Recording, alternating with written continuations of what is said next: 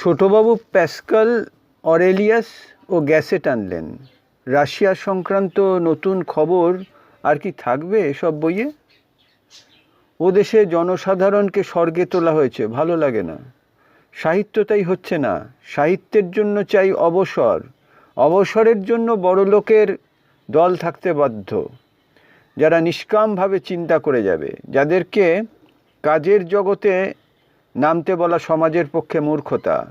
Programme বেঁধে propaganda করে কখনো সাহিত্য হয়? রাশিয়ান ফিল্মের বই দু একখানা নিলে হয়।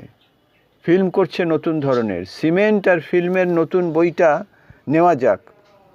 ছোটবাবু এপিকটেটাস, সেনেকা, মন্টেন আর গেটের নির্যাস এনে টেবিলে রাখলেন। মরক্কো চামড়ার চমৎকার বাঁধানো, মোড়া যায়।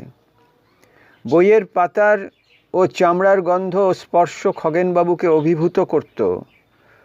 ছোটোখাট্টো বই, রং বেরঙের বাঁধাই পকেটের মধ্যে আপত্তি না জানিয়ে চলে যায়। গায়ে হাত বোলাতে ইচ্ছে করে, ছুঁলে গা শিরশির করে ওঠে, কাঁটা দেয়।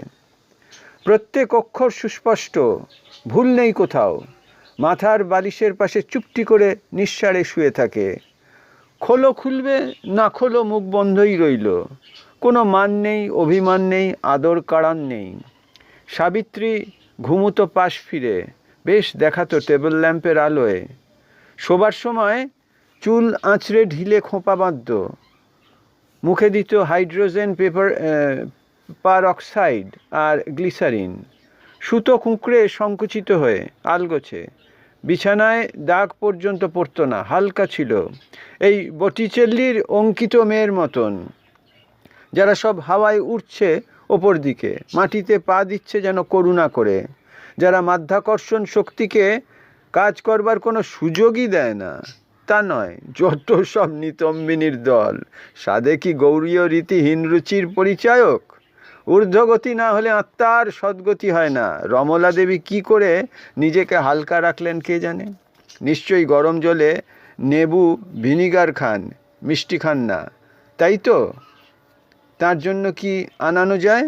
স্যান্ডউইচ করলে মন্দ হয় না। একবার রমলা দেবী চিনেবাদামের স্যান্ডউইচ করে পাঠিয়েছিলেন, চমৎকার লেগেছিল। পরের দিন সাবিত্রী করতে যায়, হয়নি। অনুকরণ? সাবিত্রী ছিল উৎসব মূর্তি। মন্দিরা অভ্যন্তরে যে মূর্তি বিরাজ করত সেটি রমলা দেবীর। কোন বই বলো তো? 3 জন চরিত্রেরও নাম আছে, প্রোটাগনিস্ট সমেত, 2 জন হিরোইন।